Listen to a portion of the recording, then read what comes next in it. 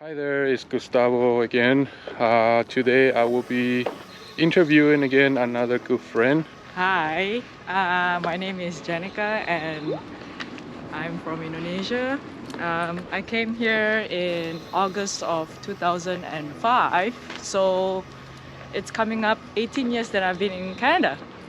It was a big difference actually because my family is from Indonesia, but I grew up in Singapore, so a lot of things from Asia to Vancouver is a huge difference in the sense that it's very quiet in Vancouver when I first came here. Wait, so let's sort of go back. You were born in Indonesia, and then when Correct. did you move to Singapore? This was back in maybe 1995. Okay, and you were what, like 5? I was like 5, 6 years old, and Was that because of your parents' job or? no, it's because my mom wanted all her children to be able to speak Chinese because we wouldn't be able to speak Mandarin or learn Mandarin in Indonesia at all because there is no curriculum in that. And my parents are believer that if you are a Chinese, then you have to be able to speak Chinese. Moving to Singapore, how was that? It was actually honestly very hard for me as a kid. I was with a boarding house with a guardian, and I didn't see my parents often at all. So it's once a year or twice a year that I see my parents. Oh, okay. Yeah, no, that's tough. Yeah, and I was only 5 years old. Can you imagine? Right. And So all I want, and whenever I see my mom, all I want is, spend more time. can you remind me what language? What's the official language in Singapore? Oh, there is four Four official. official Okay. languages. So there is English, there is Mandarin, there is Malay, and there is Tamil. And So, what would you say is the biggest community? I would say Chinese. Chinese? Yeah. Okay. So when you moved to Singapore, what language did you speak? So the way how Singapore do their education was that you have to speak. So you have to take English, and then you have to take a second language. If you are Chinese, then you take Chinese, or if you are Malay, then you take Malay. I believe right now, this was back in 1995. So Okay. now maybe you can take different languages if you want. Right. But back And then, so I just took Chinese. But I know some of my friends who are Indonesian, they took Malay. okay. instead And of did you speak Chinese at home already back in Indonesia? No, I don't. Oh. The only Chinese class or lesson that I know when I was a kid was tuition center. So it's like private tuition center that my parents would secretly hire. I see. Okay. And then, so you did school in Singapore, Correct. and then And the only time that I go back was during school holidays. So during, I believe it was March, June, and December holidays. okay. Yeah. And then did you guys move to Canada after that? Yes. It was a kind of odd decision that, not odd, but random. Because my older brother, he is 3 years older than me, and he's supposed to go to uni. And he decided to go to Vancouver for his uni. How come Canada? Like, That sense, I don't I mean, really. I'm thinking, considering you guys are living in Southeast Asia, Yeah. Australia could be probably your number one choice, maybe. I actually don't really know why my brother chose Vancouver or Canada, but I know he wants to go to UBC and he wants to do engineering. Interesting. And my parents had this belief that, okay, siblings, you guys got to stick together, and if one person goes there, goes to Canada, we all follow. Did So- you guys have any attachment to this country before? No, Okay. nothing. To be honest, I've never thought or even dream about coming to Canada at all. Mhm. The only thing that the country that I've heard when I was younger was just USA. And all my mom's friends, would recommend, send their kids to LA. I've been to LA, Yeah. but to be honest with you, I don't enjoy it as much as Vancouver. I guess I can relate to that. Everyone thinks about America first. Yes, always. And I don't know about you, but in my family, all her friends would just recommend USA and not Canada. They'd be like, Canada's so far away, it's too cold. Yeah, I can relate to that. So you came after high school, or you did high school here too? I did high school here, so I did not finish my secondary school in Singapore because I think that was I was halfway, so I was in secondary 3. Okay. So Which is grade 10. 10, 11 -ish? Okay. So I came here and then I repeated grade 10. The way how they did with international students is that you have to write an essay in English and just to see your placement. And so I did grade 11 and grade 12, except for my English that I have to repeat grade 10 or something like that. How was adjusting to a new country? Honestly speaking, the first year I kind of miss home a lot. Like miss being A in Singapore, B in Indonesia where my family and friends are. Right. Well, because think about it, you're going from Indonesia first to Singapore, Right. which is a similar culture, Correct. right? Yes. And now you're completely moving to a whole different country around the world that Correct. speaks a whole different language, different culture, and there's no friends, no family here, I have no friends, exactly. right?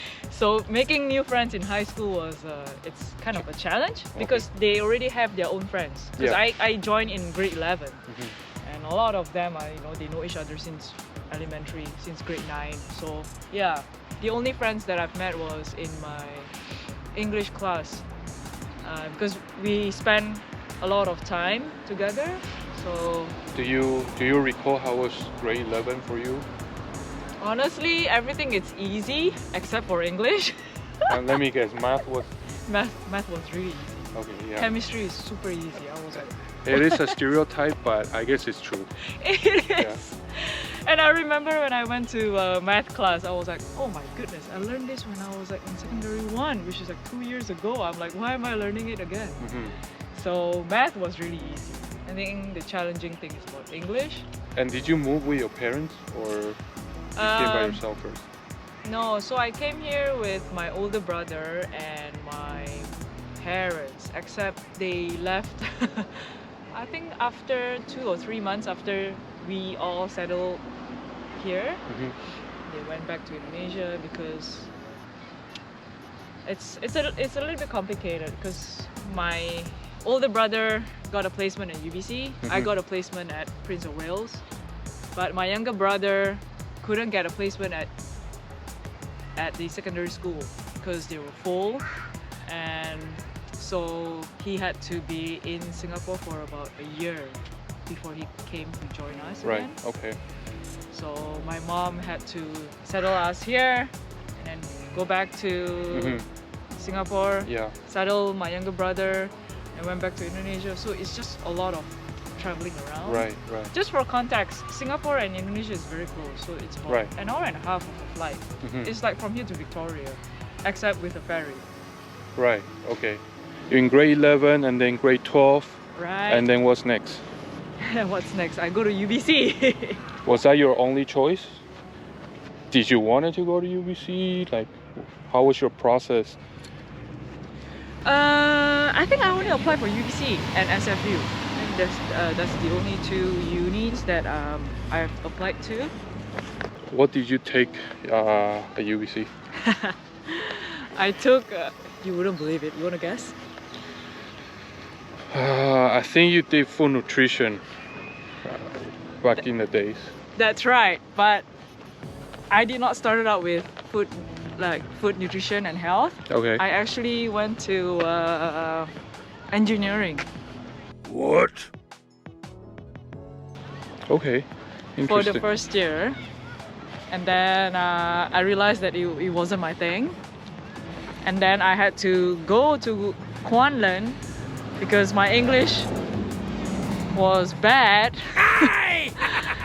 And so I had, from UBC I had to, you know, do my English at Kwanlin, and then from Kwanlin I transferred back to UBC and I did food nutrition and health. Did you pursue food No, nutrition? not really. What? I've noticed that with food nutrition I have to be, you know, working at a food industry, which I find it a little bit mundane for me. I actually chatted with my mom and I said that, you know, I don't know if that will be the career path that I want to pursue. My mom was like, okay, then, you know, why don't I do like real estate? How do you become a real estate agent? At least here in BC or Vancouver. I got my license in 2015. Nice. You have to go to UBC to take 2 years of licensing course. After 2 years of licensing course, you got to do like a practical, and after doing the whole 2 years, you have to pass the exam, doing the what do you call that? The field course. That's what they call it, I think. Then you are fully licensed. Okay, are you sure you actually took that course? Sir, this was a long time ago. So all I remember was I had to do 2 years of course, pass the exam, find a brokerage, and you know, Gotcha. That's when you are like fully licensed. Right. Yeah. Okay. And wow. It's been like that since then? And it has been like that since then. That's nice. Right. So you've been now how long in Vancouver? In Vancouver it's about 11 years. 11? Yes. How's life here? How would you say you're still adjusting, or have you become fully Canadian? I wouldn't say I'm fully Canadian, to be honest, because my roots are, you know, back in Indonesia, or even in, I think more like in Indonesia, because that's where I was born and that's where all my families are. It's a tricky question when somebody asks me where is home, because because I see so many places. Yeah, you went from Indonesia to Singapore and then here. That's right. Do you identify more as an Indonesian or from Singapore or as a Canadian? Wow, this is a very hard question. Maybe 50% Canadian, since I've spent most of my life here. Right. And maybe 30% Indonesian. Okay. 25% Indonesian, 25% Singaporean. Okay. I guess so. That's fair. How about the... Yeah, I haven't really think about that question when you ask me who do I like, or do I identify as Canadian? How's the Indonesian or Singaporean community in Vancouver? I would say it's growing. Yeah, where do they mostly live? I know a lot of Indonesians, they live in Joyce, but I do not know if... Joyce as in East Vancouver? Yeah, East Vancouver. Okay. And quite a bit at Coquitlam. Okay. I'm lucky to have met a few Singaporean friends here. Okay. Do you engage with the Indonesian community or Singaporean community, or you don't know them much? I actually do not know much. I don't really meet them, or I don't really bump onto them. There's no opportunity. Yeah, there's no opportunity to meet them as well. Okay. But I'm pretty sure there's a huge community. Okay. That one I know. Can you describe a little bit about this neighborhood? So where are we located right now? So we are at Arbutus Ridge right now, about 10 to 15 minutes away from UBC, and it's in the west side. Your time now in Vancouver, how would you rate it from 1 to 10? Your time spending here with family, friends, working, how would you rate it? I would say 8. How is that? 8 out of 10? 8 out of 10, yes. -1 because I find that sometimes it's harder to make friends in Vancouver. Oh, how come?